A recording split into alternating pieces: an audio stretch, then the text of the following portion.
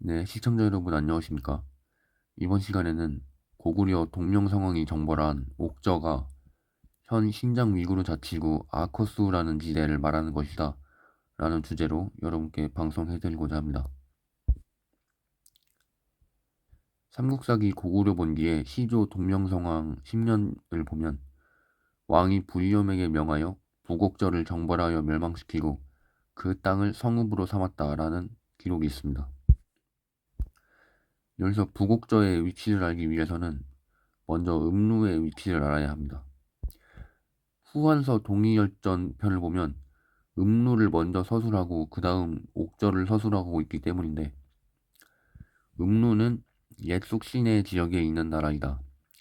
부여에서 동북쪽으로 천열이 밖에 있는데 동쪽은 대해에 닿고 남쪽은 부곡저와 접하였으며 북쪽은 그 끝이 어디인지 알 수가 없다.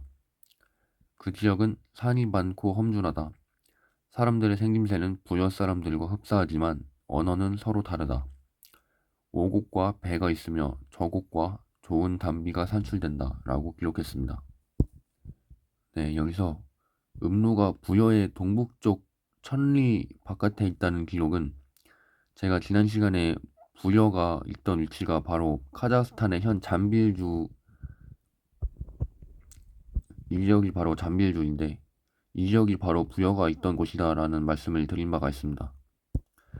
실제로 이 지역과 음루가 있었던 것으로 추정이 되는 카자흐스탄의 이리 자치주를 보면 거리가 약 440km로 한나라 때의 1, 2인 약 415m에 천을 곱하면 약 415km가 나오는데 이러한 수치와 상당히 근접하다는 것을 알 수가 있습니다. 또한 음루가 동쪽으로는 대해에 닿고 남쪽은 부곡저와 접하였다는 기록이 있는데, 여기서 대해라는 바다가 어디에 있었는지에 대해서 현재 우리나라 역사학계에서 많은 논란이 있는데, 대해라는 곳은 현재의 신장 위구르 자치구에 있는 타린 분지, 즉 타클라마칸 사막을 과거에는 대해라고 불렀습니다. 실제로 이 지역에 가보면 많은 조개 껍데기라든지 물고기, 그리고 나무에 호양나무에 어떤 말라붙은 흔적들이 많이 보이는데, 이쪽 지역이 과거에 빙하기가 끝나고 히말라야 산맥에서 빙하 녹음물이 이쪽 타린 분지 쪽으로 모여들어서 바다를 형성하고 있었는데, 시간이 지남에 따라서 물이 증발함에 따라 자연스럽게 여기에 있던 바다가 없어진 것으로 현재 추정이 되고 있습니다. 따라서 그림에서 보시다시피 이쪽 북쪽 산맥 지역 험준한 산악지대에 살았던 음루가 동쪽으로 넓은 평야지대를 따라서 이제 진출을 해서 동쪽으로 대해에 닿았다. 따라서 대해를 따라서 부곡저 지역을 약탈을 할 수가 있었다. 이렇게 우리가 기록을 통해서 추정을 해볼 수가 있습니다. 후한서 동의열전 동옥저 편을 보면 부곡저와 음루의 관계를 알 수 있는 기록이 나오는데, 부곡저가 있으니 칠구루라고도 하는데, 여기서 칠구루라는 말은 현재 신장 위구르 자치구의 위구르가 칠구루가 바뀌어서 위구르가 된 것으로 현재 추정이 되고 있습니다. 남옥저와는 800여리 떨어져 있다. 그 풍속은 모두 남옥저와 같으며 음루의 남쪽 경계와 접해 있다. 여기서 남옥저라는 것은 동옥저의 다른 이름이 바로 남옥저인데, 이 지역이 바로 남옥저였습니다. 이 남옥저 지역에서 부곡저 지역까지 구글어스로 거리를 측정해보면 약 330km가 나오는데, 이것을 한나라 때의 1, 2인 415m에 800을 곱해보면 약 320km가 나와서 후한서에서 기록한 거리와 상당히 일치한다는 것을 확인할 수 있습니다. 또 음루 사람들이 배를 타고서 노략질하기를 좋아하므로 부곡저는 그들을 두려워하여 해마다 여름철에는 바위굴 속에 숨어 살다가 겨울에 얼음이 얼어서 배길이 통하지 않을 때가 되어야 산을 내려와 음락에서 산다. 이렇게 기록을 했습니다. 네, 음루가 여름철이 되면 이쪽 지역을 산맥의 오른쪽을 따라서 이쪽 지역으로 왔다가 이 바다를 건너서 대해를 따라서 이 부곡저 지역에 도착을 하게 됩니다. 따라서 이런 루트를 통해서 약탈을 했기 때문에 부곡저 사람들이 여름철이 되면 이 높은 산악지대에 토굴을 파고 살다가 겨울이 돼서 이 대해 지역이 얼어붙으면 다시 음루 사람들이 물러간 틈을 타서 이 넓은 평야지대에 내려와서 음락에서 살아간다, 이러한 기록이라고 우리가 유출을 해볼 수 있습니다. 네, 또한 부곡저 이외에도 아까 말씀드린 동옥저 또는 남옥저가 있는데, 삼국지 위서동이전 동옥저 편을 보면 동옥저는 고구려 개마대산의 동쪽에 있는데 큰 바다에 접해 산다. 그 지형은 동북가는 좁고 서남가는 길어서 1000리 정도나 된다.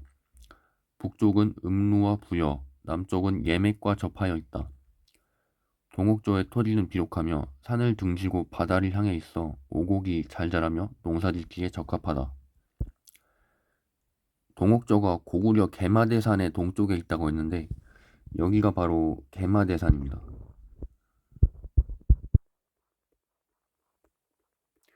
이 개마대산이 중국 측의 기록에서는 단단대령으로 표현하기도 하는데, 이 지역의 동쪽이 바로 남옥저가 있던 지역이었습니다. 이들이 큰 바닷가에 접해 살고 그 지형이 동북가는 좁고 서남가는 길어서 1000리 정도 된다, 이렇게 나와 있는데 실제로 큰 바다인 대해에 접하여 살고 있고, 그 다음 이 대해의 서쪽 지역이 카스 지구라고 하는 지금 현재 지명으로 나와 있는데, 이 지형의 어떤 특성을 보면 서남쪽으로는 상당히 넓고 동북쪽으로 갈수록 이렇게 좁아지는 지형인 것을 우리가 알 수 있습니다. 그리고 맨 남쪽에서 북쪽까지의 어떤 도보로 길이를 재보면 약 364에서 429km가 나오는 것을 알 수 있는데, 한나라 때 1리가 415m라고 했기 때문에 이러한 이제 거리 설명이 한나라 때 1000리가 약 415km이기 때문에 기록상에 나오는 거리와 상당히 일치한다는 것을 우리가 알 수 있습니다. 네, 또한 옥저를 둘러싼 역사 과정들을 살펴보면 이 지역이 옥저가 있었다는 것에 상당히 큰 설명력을 제공할 수가 있는데, 삼국지 위서동이전 동옥저 편을 보면 한 무제 원봉 2년 조선을 정벌하여 위만의 손자 우거를 죽이고 그 지역을 분할하여 사군을 설치하였는데 옥저성으로 현도군을 삼았다라고 했습니다. 뒤에 이 맥의 침략을 받아서 이 현도군을 구려의 서북쪽으로 옮기니 지금의 이른바 현도의 고부라는 곳이 바로 그곳이다. 네, 이 동옥저 지역에 있었던 현도성, 이것이 이 이맥, 즉 고구려 등의 침략을 받아서 이것을 유지하기가 힘들어지자 이쪽에 있는 구려의 서북쪽 지역에 있는 곳으로 그 치소를 옮겼다, 이렇게 설명을 하는 내용입니다. 이러한 내용은 현도군을 설명하는 어떤 지리적 설명에서도 우리가 알 수가 있는데, 한서지리지 현도군 고구려현을 설명하는 기록을 보면 요산에서 요수가 나오는데 서남쪽으로 요동군 요대현에 이르러 대요수로 들어간다. 또한 남소수가 있는데 서북쪽으로 새 밖을 지난다, 이렇게 서술을 했습니다. 네, 제가 첫 번째 영상에서 지금 중앙아시아를 흐르는 시르다리아 강이 고대에는 요수라고 불렀다, 이렇게 말씀드린 바가 있습니다. 이 요수가, 시르다리아 강이 발원하는 곳이 이 톡톡을 호수라는 곳인데, 톡톡을 호수 위에 아주 큰 산이 있습니다. 이 산을 고대에는 요산이라고 불렀던 것으로 보이고, 이 요산에서 서남쪽으로 흐르는 강이 요수이고, 이 요수가 이 요동군 요대현에서 대요수라는 이름으로 흐르게 된다, 이렇게 우리가 기록을 확인할 수가 있고, 또 이 요산의 북쪽을 가면 이 탈라스 지역을 통과를 해서 서북쪽으로 흐르는 강이 있는데 이 강의 이름을 바로 남소수라고 했던 것으로 우리가 유출을 해볼 수가 있습니다. 그리고 서북쪽으로 새 밖을 지난다라는 내용이 있는데, 고대에는 이 페르가나 분지 지역을 평양이라고 했다, 이렇게 설명을 드린 바가 있습니다. 그런데 이 지역을 평양이라고만 한 게 아니고 과거에는 새라는 지명으로 불렀던 것으로 보입니다. 이 한서 지리지를 보면 이 지역을 설명하면서 이 새라는 지명이 자주 등장하는데, 이, 이 지역이 산맥으로 둘러싸였는데 이 평야지대를 높은 산이 둘러싸고 있는 이 요새의 형태를 띠고 있기 때문에 자연스럽게 새라는 지명이 붙은 것으로 우리가 추정을 해볼 수가 있습니다. 네, 그래서 현도군이 처음에는 이 옥저 지역에 있다가 옥저에서 고구려, 즉 이맥의 공격을 받아서 이쪽, 즉 낙랑군의 북쪽, 이 페르가나 분지를 치서로 했던 낙랑군의 북쪽으로 옮겨와서 이 고구려나 부여, 즉 이 북방민족을 수비하게 되는 역할을 맡게 되었습니다. 자, 이렇게 현도군이 원래 옥저성에 있다가 이 낙랑의 북쪽으로 옮겨오다 보니까 이 한나라에서는 다시 옥저를 낙랑군에 소속시키게 됩니다. 그런데 이 지역이 너무 넓고 멀리 떨어져 있기 때문에 단단대령의 동쪽에 있는 지역을 나누어서 동부도위를 설치하고 불내성에 치소를 두어 별도로 영동 치현을 통치하게 되었습니다. 네, 여기에 있던 현도군이 이쪽으로 이동을 한 다음에 낙랑군이 이쪽 지역을, 옥저라는 지역을 전부 통치를 하게 되는데, 이 지역이 너무 멀다 보니 관리의 편의성을 위해서 이 지역에 낙랑군 동부도위라는 새로운 행정구역을 따로 설치를 하고 이 불내성에 치소를 두어서 영동 치현을 통치하게 되었다, 이렇게 나와 있습니다. 영동이라는 표현은 단단대령의 동쪽이라는 말이고, 이때 옥저의 음락들이 모두 한나라의 현이 되었다, 이렇게 기록을 하고 있는 것입니다. 그랬는데 이러한 상황이 오래가지 못했습니다. 왜냐하면 자꾸 이 음루다든지 아니면 고구려, 구려 등의 족속들이 자꾸 이 지역을 침범해왔기 때문에 이 지역을 오래 유지하지 못했습니다. 따라서 후한 건무 6년에 변경의 군을 줄이는 과정에서 옥저의 동부도위가 이때 폐지되게 됩니다. 동옥저의 토질이 상당히 비옥하고 산을 등지고 바다를 향해 있어 오곡이 잘 자라며 농사짓기에 적합한 땅이었기 때문에 이 당시 중앙아시아 지역에 농사짓기가 좋은 땅이 얼마 없는데 이 옥저 지역이 상당히 생산력이 좋은 땅이었기 때문에 여러 민족들이 이 지역을 놓고 어, 경쟁을 벌였던 것으로 우리가 쉽게 직관적으로 알 수가 있습니다. 네, 그리고 동옥저와 관련해서 상당히 재밌는 기록이 나오는데, 바로 동옥저의 바다 가운데 여인국이라는 나라가 있다는 것입니다. 삼국지 위서동의전 동옥저 편에 고구려를 공격을 해서 고구려의 환도성을 불태웠던 관구검이, 위나라의 관구검이 고구려 왕 동천왕을 추격해서 이 옥저 지역까지 도착을 하게 됩니다. 이 옥저에 도착을 하게 되는데 동쪽 경계의 끝까지 가서, 즉 대해 바다 앞까지 가서 그곳에 사는 노인에게 바다의 동쪽에 또 사람이 살고 있는가 하고 물었다. 노인은 대답하기를 우리나라 사람이 어느 날 배를 타고 고기잡이를 하다가 풍랑을 만나 수십 일을 바람 부는 대로 표류 동쪽으로 흘러가서 한 섬에 도착하였다. 그 섬 위에는 사람이 살고 있었으나 말을 서로 알아들을 수 없었다. 그들의 숲속은 해마다 7월달이면 동녀를 구하여 바다에 집어넣는다. 여기서 인신제사 풍습이 있었다는 것을 우리가 알 수 있습니다. 또 이어 말하기를 바다 가운데 어떤 나라가 있는데 그곳에는 순전히 여자만 있고 남자는 없다라고 하였다. 또 그는 말하기를 바다 가운데 떠올라 있는 베옷 입은 사람을 건졌는데 그 시체는 마치 중국 사람 같고 입은 옷의 두 소매 길이는 3장이었다.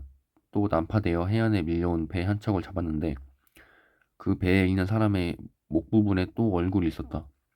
생포하여 함께 말을 해보았으나 서로 말이 통하지 않았으며 음식을 먹지 않고 죽었다. 라고 하였다. 노인이 말한 그 지역은 모두 옥저의 동쪽 큰 바다 가운데 있었다. 여기서 사람의 목 부분에 얼굴이 썼다는 것은 가면을 썼다는 것을 말합니다. 고대 이 샤먼들, 즉 이 제사장들이 이 종교적인 의식을 하거나 굿을 하는 과정에서 가면을 쓰고 의식을 치르는 경우가 있는데, 따라서 이 옥저 동쪽에 있던 여인국은 여자 무당들, 즉 샤먼들로 이루어진 어떤 나라는 것을 알 수가 있고, 이 사람들이 가면을 쓰고 어떤 종교 행사를 했다, 이런 사실도 우리가 유출을 해볼 수가 있습니다. 네, 실제로 남옥저, 즉 동옥저의 동쪽으로 가서 이 대해 바다 한가운데에 소하묘 유적이라는 유적이 있습니다.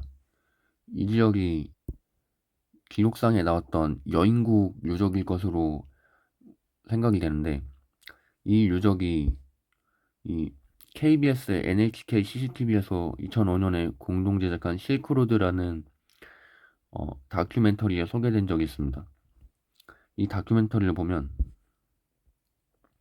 이렇게 소하묘 유적지에 대해서 연구를 하고 탐사대가 연구를 하는 그런 과정을 보여주는데, 이 다큐멘터리에서도 이 지역이 원래 물이 흐르는 풍요로운 토지였으나 지금은 사막으로 변했다라는 사실을 여기서도 언급을 하고 있습니다. 네, 이렇게 나무가 말라붙은 흔적과 물이 흐르는 흔적이 보이죠. 네, 여기서 고대의 미이라가 발견이 되게 되는데, 여기 있는 미이라들이 여인국의 어떤 무당들, 즉 샤먼들이었을 것으로 추정을 해볼 수가 있습니다. 여기에서 미이라가 한두 개가 발견된 것이 아니고 수십 구의 여자 미이라들이 발견이 됐는데, 이 사람들의 인상착의를 볼 때 상당히 옷이 헐렁한 그런 인상착의를 하고 있는데,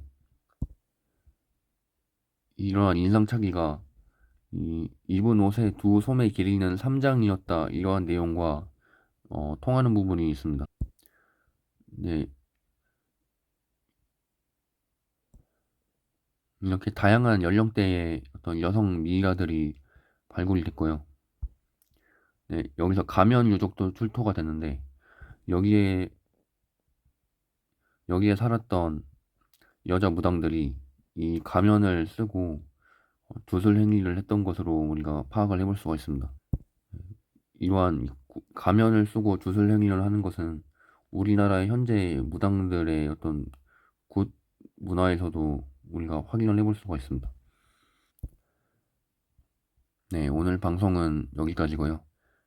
재미있으셨다면 좋아요와 구독 눌러주시면 감사하겠습니다. 시청해주셔서 대단히 감사합니다.